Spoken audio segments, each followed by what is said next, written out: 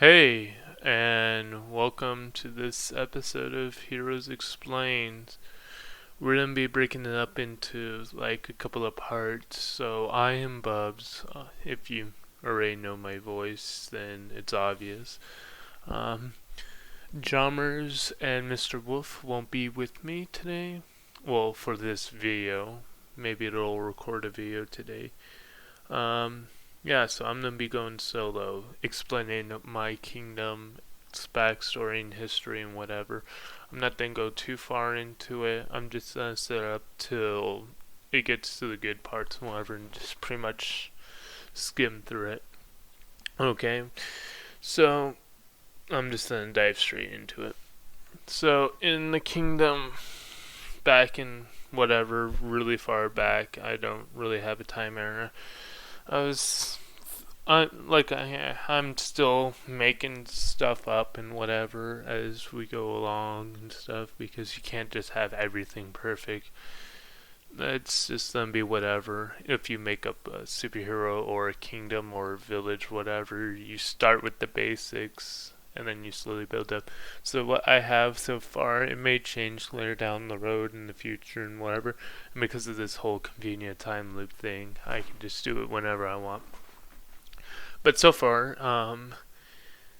there's the BC and AD system, whatever. BC stands for Babylon City in my dimension, the world. It's not actual real legit. I'm just in my world. It stands for Babylon City, and then AD is Aquis demise. No, Atlantis destruction. That's what it was. So, BC is before Babylon City, and AD is Atlantis demise. So, it sounds weird, but it will make more sense the later I go on. So, roughly around like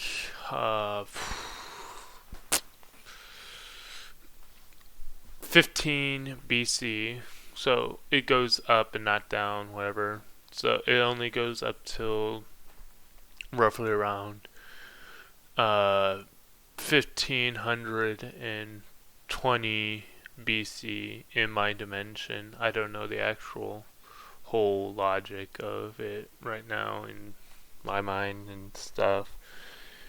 But whatever, so in this dimension, once it hits 1500 BC, it switches the calendar to AD, and then it counts up from there. And then AD goes to a certain point, and then stops, and then it starts the actual count.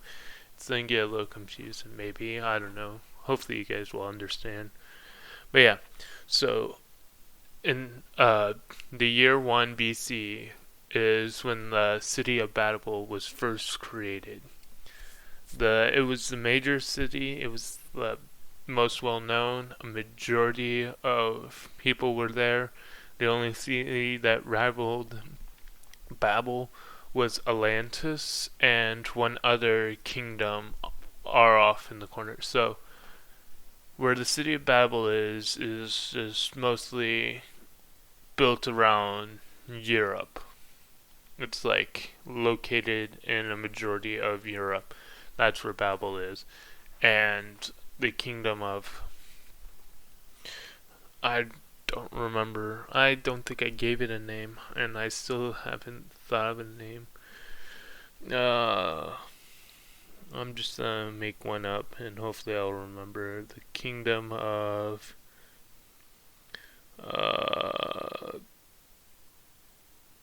did I say Gilgamesh? I think that's the kingdom I gave it. Or is Gilgamesh... No, Gilgamesh is Silver Knight's kingdom, and that's not in yet. So the kingdom of... Terra Nova. No, not Terra Nova. Yeah. This is... yeah. It's gonna be a while, guys. Sorry. Okay. So not Terra Nova. Whatever.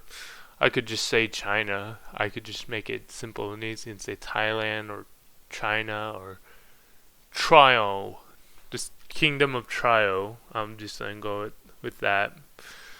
Kingdom of Trio was had one king and whatever, like almost any other kingdom, but the city of Babel had five kings. Yeah, whatever. Five kings and then one major king. So the five kings rule over the territory and land around the city of Babel or the kingdom of Babel. It was pretty much the size of a kingdom. It was a giant city that was the size of a kingdom, and it was whatever. They were ruled. They had five lower kings who ruled the kingdoms outside the city, and they lived in Babel.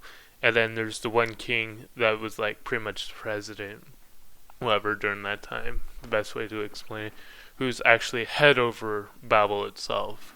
But the five kings can like put in laws and orders and stuff and whatever.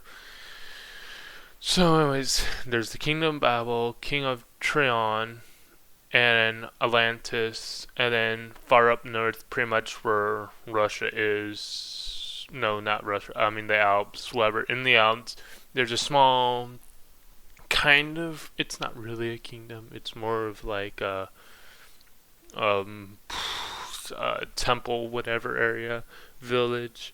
That's kind of classified as a kingdom because they set their own rules and whatever, and they're not part of any other kingdoms because they're up in the mountains. They're not as important. They are important, whatever. The the village of Durhan.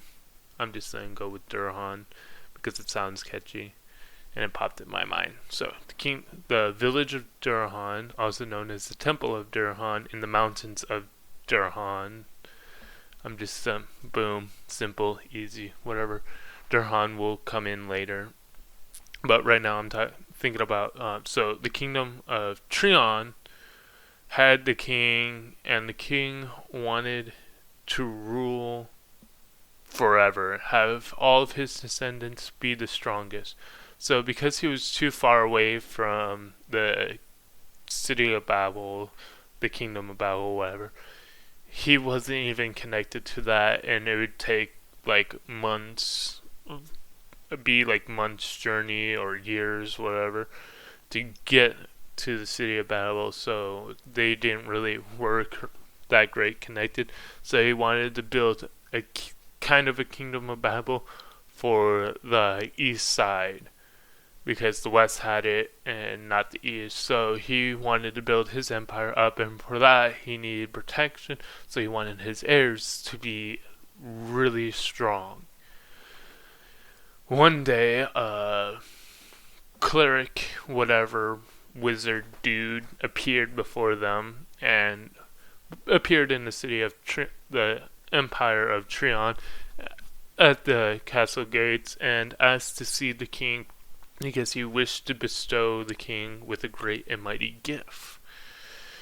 Everybody was cautious at first, but then the man seems to slip through the guards' fingers with ease, dodging everything they tried to contain him, and he just appears before the king with no one able to seem to hold him down, as the book's chronicles scroller wrote down.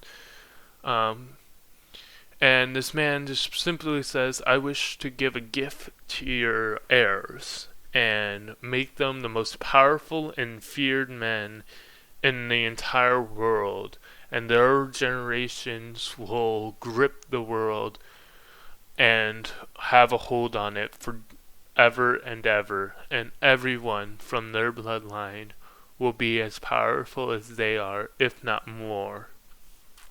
And they will have the capabilities to rule the world as well as destroy it. The king sounds like, oh wow, this is great and awesome. And then he's just like, okay, so can you do that to me? Or is it just for my heirs? He's like, you're too old, my king. It only works on the young and the children. And so the king's like, okay, that's understandable and whatever. Nobody really knows how the conversation goes besides a few people in my dimension that I'm gonna talk about later. But yeah, pretty much I'm just trying to tell this as if it's a story lost and you're just grabbing scrolls and whatever. Whatever. So the king asked if, because his heirs will be powerful, they need somebody just as powerful, if not more, to protect them. Just in case something happens, you need a strong guard at this side. So the king got his trusted right hand general, whatever, and brought him before the wizard, whatever. And the king says, give his child more power than my descendants, so his generations could guard the rulers forever and ever and have the rights to stand by their side. So the wizard went to the general's wife who was pregnant with a child, and he mixed in some weird medicine liquid thing and handed it to her in a bowl, and then she drank the liquid from the bowl.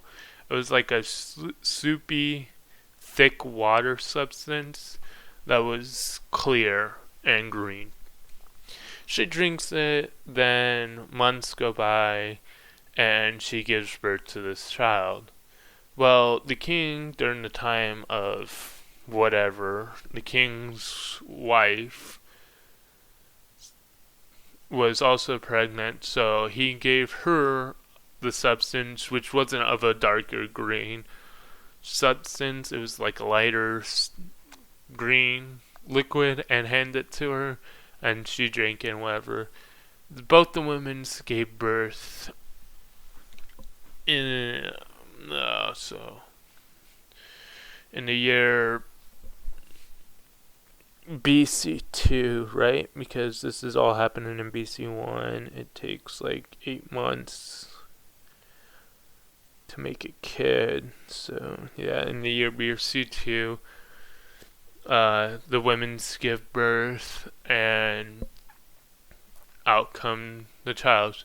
The general has a great healthy son that he names Cog, which in that language, whatever, means mighty warrior. And the queen, the emperor king's wife, whatever queen, gave birth to 2 sons.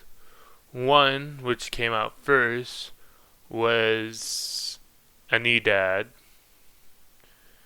which means wise, and the second one, Cthulhu. Yeah, whatever. Cthulhu, which in their language means wild and crazy. So their firstborn was named Wise, which is Anined, and Cthulhu was the second because when he came out, he was all sporadic and whatever, and wild. So, years pass. In the year BC 17, the kids were like 15 years old, and Anidad, Cog, and Cthulhu. Just to let you know, I named the 2 up, Nidad and Cthulhu. I made them up on the fly because I never really gave them names because I was like whatever. So as these guys grow up together, they learn sword fighting, they learned all the knowledge they could, they read books, medicine, whatever. And Nidad does become super smart, and he was given the superpower of intelligence, hyper-intelligence. Cthulhu has hyper-intelligent but not as an extreme level as his brother, and he also has super speed. And Cog becomes smart but like a lower level, well, like, yeah, whatever. So pretty much Anidad and Cthulhu are like rocket science, and then Cog is just like a normal genius, not a rocket science person, and he's really strong and seems to regenerate at will. So during this time, they're like around the age of 15. Their father, Anidad and Cthulhu's father, the king of, I think it was Trion, right? I said Trion. Tron. Give me the disc. Okay, whatever. So, the king dies, and then they're like, okay, so Anidad should become the king. But Anidad was like, sure. He takes it and makes a rule that him, Anidad, Cthulhu, and Cog will all become kings over the empire. Anidad would be in charge of running, like, all the resources and supplies and trading and stuff and communicating to other kingdoms. Cthulhu would be in charge of the oversight of the people and citizens, and Cog would be in charge of the military and officers of the land. So Cog would be in charge of all the laws for like enforcement and protection, and Enidad will be in charge of the laws for the people and stuff like that, and Cthulhu, no, a Cthulhu would be in charge of that, and Enidad would be in charge of the trade-in and exports and communication to other kingdoms, like that law stuff, whatever. So all three of them work together, and when they're having difficulties, they will all put it up to a vote and whatever. So it's the first ever kingdom to be ruled by three kings, which becomes the era for that kingdom. They marked it as the era of the three kings because they're all great and whatever. So at the age of 15, they became kings. And I'm gonna end it there for that one. During BC 17, the city of Babel experienced a minor sickness, wipe through plague, whatever you want to call it, and it kind of came through and got people sick, and some people died and whatever, so they had to stop the exports and imports of food and vegetations and spices and people from coming in, and it went on a lockdown for like 6 months, and then it subsided, and then it reopened. Now, that is important because it turned out the wizard released an airborne plague thing that went and infected the people of the city of Babel. It turns out he went from Chion to Babel and gave them both people with superpowers. Now, the people that died during the plague, sickness, wiped through were all elderly people. And the ones who seemed to get a lot better were the kids and children and babies.